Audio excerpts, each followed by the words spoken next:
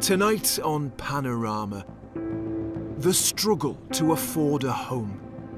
If you have to sell it, you have to sell it. That's tough, isn't it? Yeah, it is. Yeah, it's been quite hard. Rising mortgage rates and rents are hitting homeowners and tenants hard. There was noise coming from the hole. That's when I got my phone out and I started to record. Wow! Millions are trapped in miserable conditions.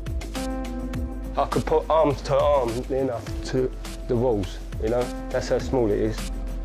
And more families are being forced out. What does that do to the children? That's not fair to make them jump from all those places. Could that happen? Could you live like that? No, why should they have to live like that when their parents work? It's not fair.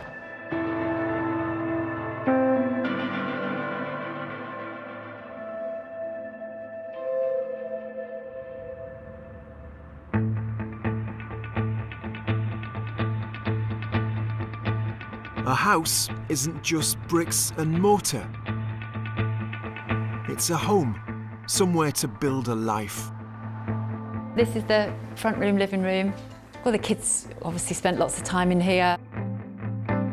This is Vicky. She's a midwife who can't afford to keep the family home.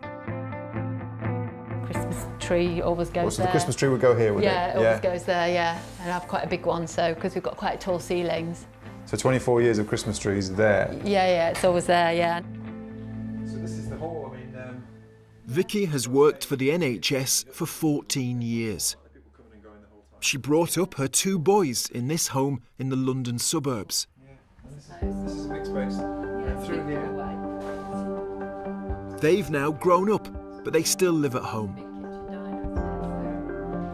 Your lads, they were kids at that table and now they're And now they're adults at that table, yeah. Yeah. It's been a good house for us. And then out the back here, you've got this lovely garden. Vicky loves the house. She's on a tracker mortgage, so it goes up or down with interest rates.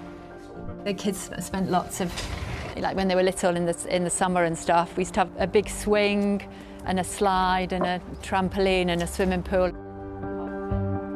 The £320,000 mortgage is interest only.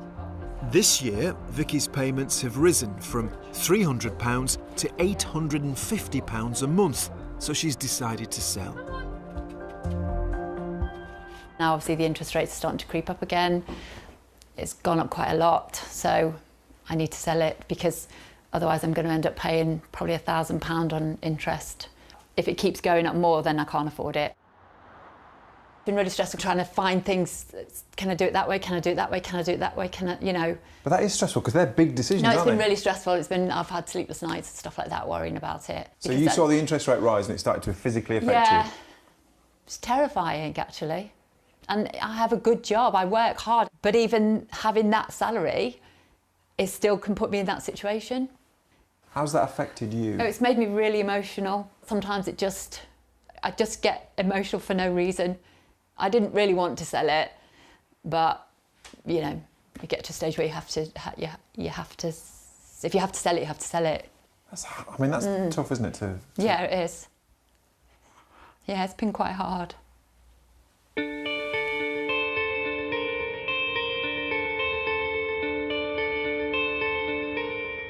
Interest rates have been increased this year to try to control inflation, putting pressure on the UK's already creaking housing market.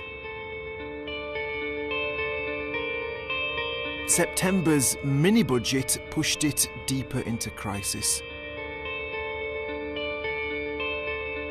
This year, fixed-rate mortgages have gone up from 2% to 6%. It's not solely the people at the very bottom end of that kind of housing system now who are struggling, but also increasing numbers of people who may have previously regarded themselves as quite secure and comfortable, who are now really struggling financially to meet their housing costs. Housing touches everything. It is so important to our society and our economy. You know, the number of families that haven't formed because people are unable to leave home and move in with a loved one. And, you know, for the people who don't see housing as important, I would say just look around. It's absolutely fundamental to our economy and our society.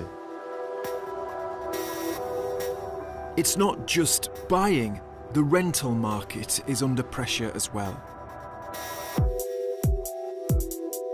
Rents were already rising because of a shortage of homes. Higher mortgage costs are pushing them up further. Some of the landlords that we've spoken to have interest-only mortgages, so they're seeing their mortgage payments increase, and they're going to think about how they're going to meet that payment. And those are the landlords that are starting to think about how they might pass those costs on in increasing the rent.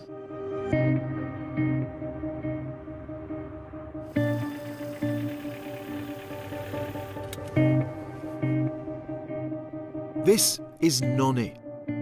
She's a nurse facing eviction. She and her partner have 4 school-age kids. They've lived in this Bristol house for 10 years and pay £950 a month rent. But the landlord says that's far below the market rate and the house needs to be renovated.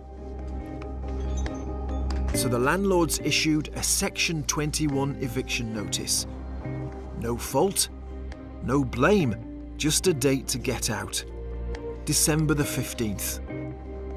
It's crushed your world. You just think, what are you meant to do? We've got 4 children. How do we find somewhere in 8 weeks? It's just not long enough to emotionally get your head around the fact that you have to find somewhere, to then try and then look for somewhere alongside working and managing the children. And then how do you financially find that money to do it? Nonny and her partner Apollo both work full-time. She's a ward manager in the NHS and he works nights in a warehouse. Despite earning £60,000 a year between them, they say they can't afford another place like this. It's £1,800 a month for a 3-bedroom house in Bristol. You know, that's the majority of my wages, that's all of it. My aim in life is to put a safe roof over my children's head. I've worked really hard to earn money to be able to ensure that my children are safe. I wanted to be able to provide for them. And now, even though I'm doing those things, I still can't provide for them. I can't maintain their safety. They are looking at being homeless. Is that what you think might happen? Yeah, because we don't have any option. Nonny's family isn't alone. Like her, 20,000 households faced homelessness after receiving a Section 21 eviction notice in England last year. Evictions went down during the pandemic, but now they are rising sharply. The number of renters forced out by their landlords has more than doubled in the past year. There is widespread fear amongst tenants that they can be evicted through a Section 21 notice through no fault of their own. I feel sad, to be honest. I think that the housing system is dysfunctional. It creates poverty for people, and lots of people live in very vulnerable situations. And sadly, I think the numbers of people living in those situations is only going to increase.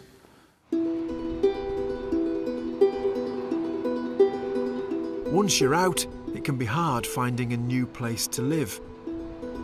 The high cost of buying a home means more people are renting. Here in Leeds, rents have risen 10% in the past year. Which property was it, sorry?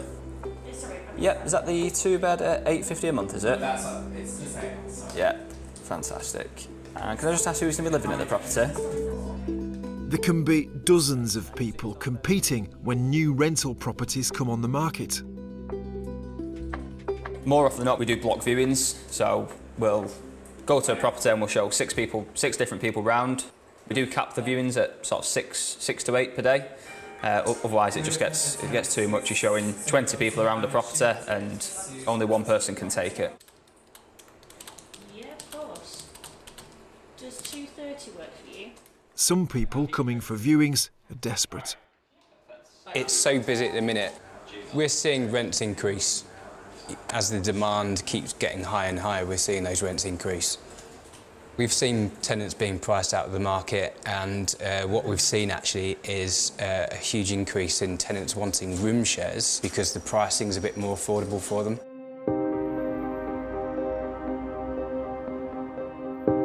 There is a darker side to the housing market. When tenants are desperate, landlords might cut corners. This is Georgina. She's living in a flat that's falling apart. Here we go. Oh, wow. Immediately see it. Wow. A massive chunk of the ceiling's just come down. Yes. The 27-year-old graphic designer has been living here in Birmingham for 2 years. It was about a month after I moved in. I was in bed and I could hear the rain, and I thought it sounded really nice and really loud. Then I realised that was because the rain was inside.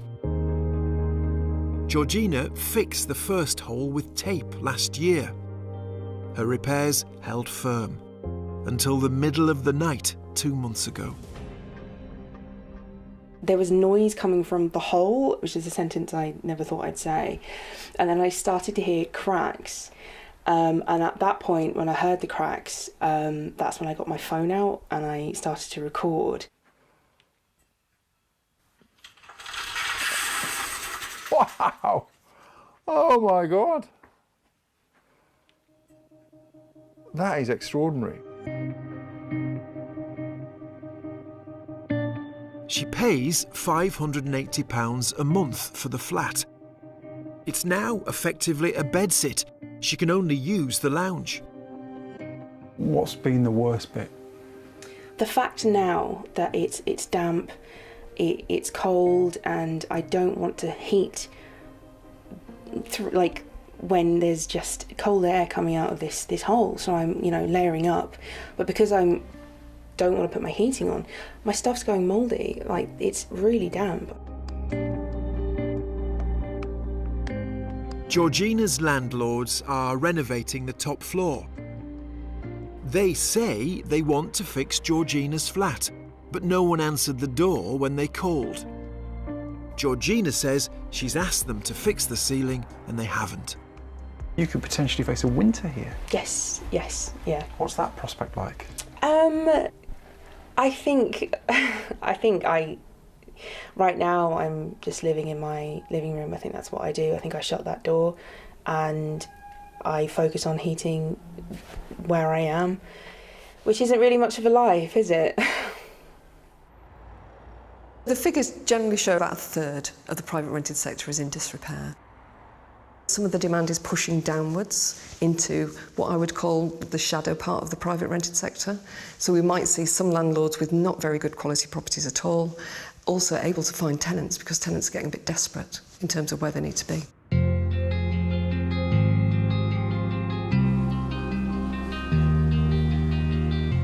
In London, midwife Vicky has put her family home on the market. Oh, hi Vicky. Right. Hi, yeah, very good. Thanks for coming in. It's a lovely house. It's got bags of accommodation. What we've got to bear in mind is that the market has slowed down. Yeah, I did think that as well. In terms of quite where the market will be going, I think we might see prices slipping back a little.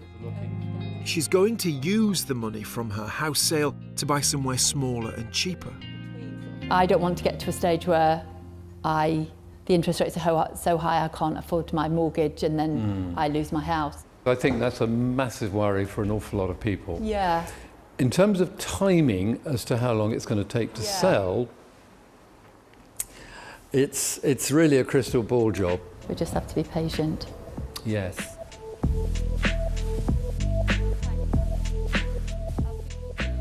I need people to come to my house to sell it, but you can take a horse to water, but you can't make it drink, can you? So, yeah. So how do you view the next 3 months then after what he's just said?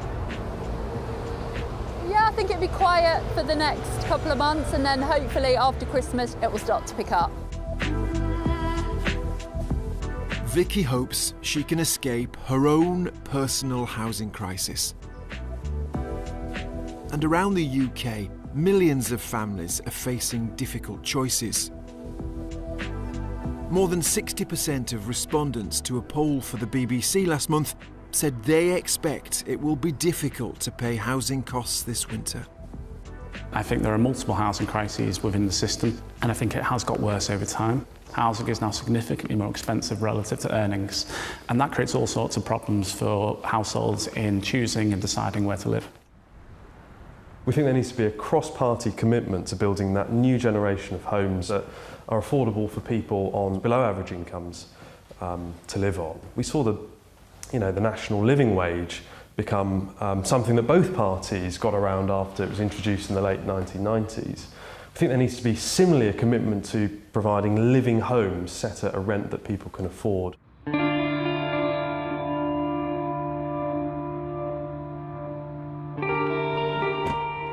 In Bristol, it's an important day for Nonny.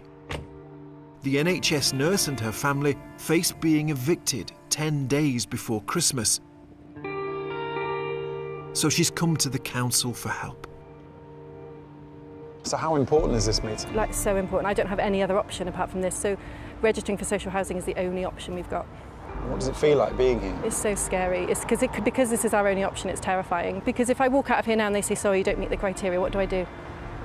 I don't have another solution at all. So this is a big hour coming up. Yeah, it's huge. It's huge.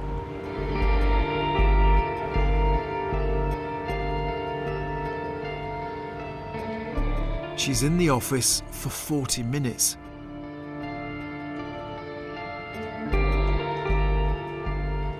These are crucial moments for Nonny and her family.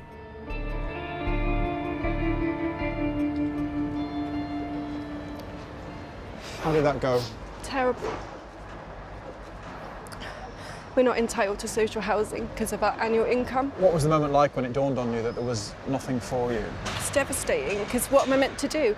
So she talked about temporary accommodation so that essentially we'll never be homeless if we got to the point where the bailiffs came and we had to leave. She said that then? Yeah, you could come here and they would be housed in temporary accommodation, but she says that we would need a 3-bedroom for the children. We wouldn't be able to get that, so we would be in a 2-bedroom, and then you would then move to another place. So you could move around for 3 times before you find somewhere. So what does that do to the children? That's not fair to make them jump from all those places. Could that happen? Could you live like that? No. Why should they have to live like that when their parents work? It's not fair. It's not fair.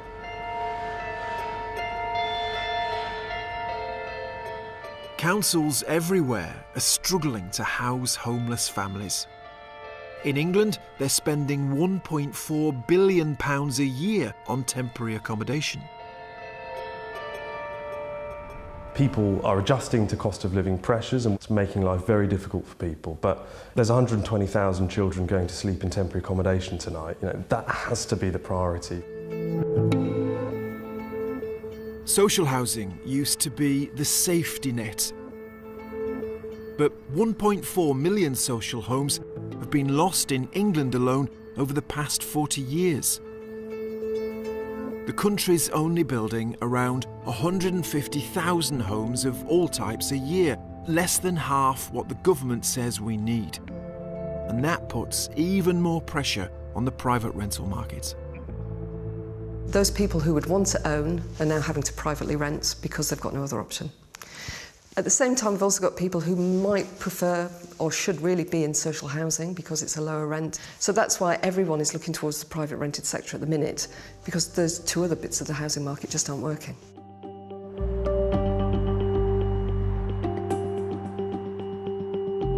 It's Georgina. I was just wondering if you got my email on Friday about my flat issue with the ceiling. Georgina still hasn't had that hole in the ceiling mended. She's ringing the local council. The ceiling, it is bowing and cracking in other places. With that in consideration, would it be considered this kind of flat at the minute safe? The council tell her they won't come to inspect the ceiling because she's already decided to move out. Thank you for answering all my many questions. She's found a new place. I'm going to move. Tenancy agreement is signed, and the only way I've been able to move is because I borrowed money off family members, off my mum. I've lived like this for 2 months, 60 days, of a hole in my ceiling. Now there's mould, so there's that to contend with as well. I'm going to move to this new place, I'm going to be opening boxes, praying that my things haven't gone mouldy.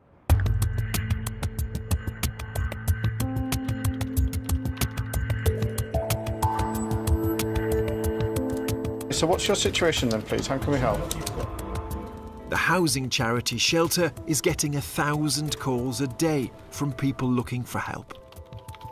So there is a section 21 as well. Good afternoon, you're through to Nadeem at Shelter. And have you got any food in the house? A bag of rice. 1 bag of rice and that's it? You've got nothing else at home whatsoever? No. Are you behind with your rent at all?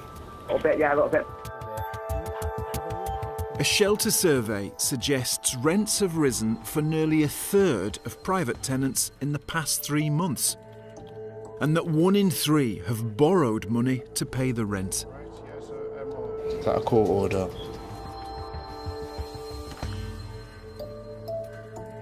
Things are getting worse, and the people that you talk to, you can hear the desperation in their voices. You know, you can hear the worrying in their voices. You know, people are kind of having to make the stark choices between, do we, you know, can we afford to pay our rent? Do we pay for food? I've not come across anything like this before, if I'm honest.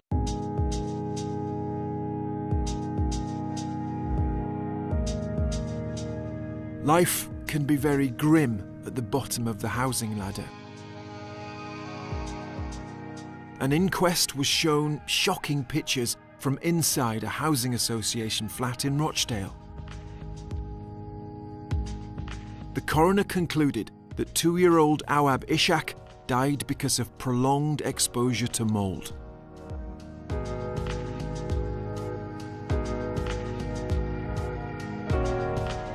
$1.6 million people in England are living in dangerously low-quality homes. It's the smallest room. Well, I could put arms to arm enough to the walls. Michael lives in this tiny, run-down bedsit in South London. He's been here for 5 years. 1 bed, 1 chair, and a broken toilet. We look down there, it's completely moulded off. Got little perfume things just to get the smell of the damp away, you know? That's for definite, because every time I come here, all I can smell is the damp. The landlord says there's no damp and there aren't any issues with the flat. Yeah. Hello, mate. How are you? Yeah. Peter from Lewisham Council. Right. Nice to see you. Are we okay to go in and have an inspection in your room? Yep, come in. Okay, so the issues here are the damp in the corner. Yeah, damp in the corner. And that's coming from the outside, are we assuming? Outside walls and the damp in that far corner. Lovely.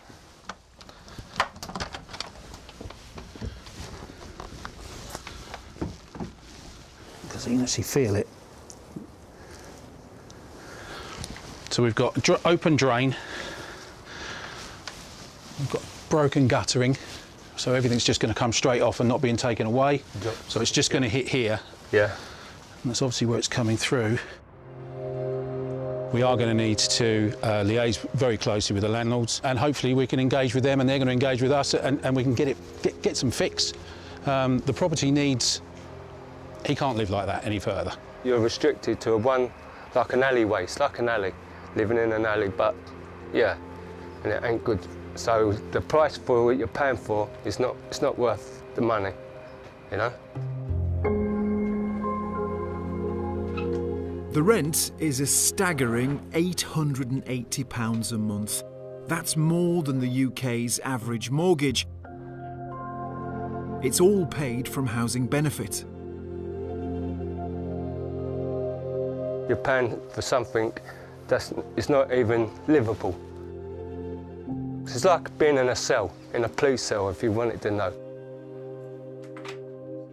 The failure to invest sensibly in housing over many, many years, several decades now, has led us to a position where we're paying lots of money in housing benefit expenditure every year. So that's gone to about £30 billion now.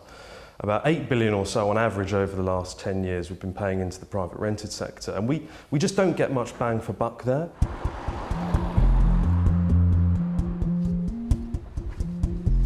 The government says it's committed to delivering 300,000 homes a year in England. It's capping rent increases in social housing and will legislate to allow private renters to challenge unjustified rent increases. One thing is clear, surviving the UK's housing market is getting tougher. Whether renting or buying, millions of people face a bleak winter.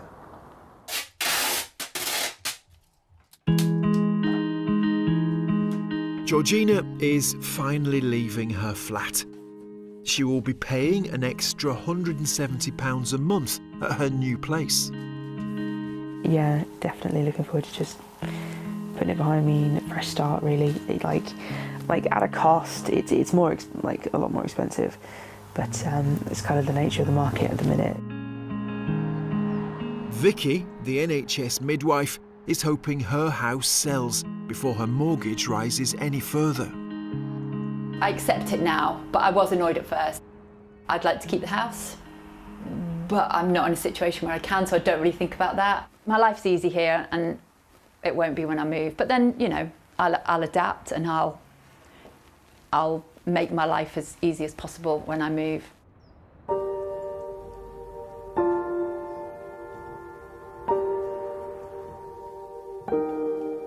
And NHS nurse Nonny, who's being evicted, hasn't found anywhere else to live. She's packing up the family home, but has nowhere to go. The boys were 2 when we moved in.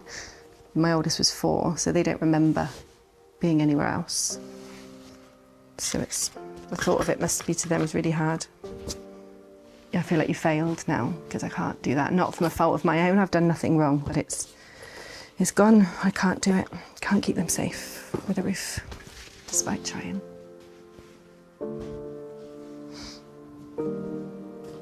After we filmed, the landlord agreed they could stay for an extra month, but the family are still losing their home.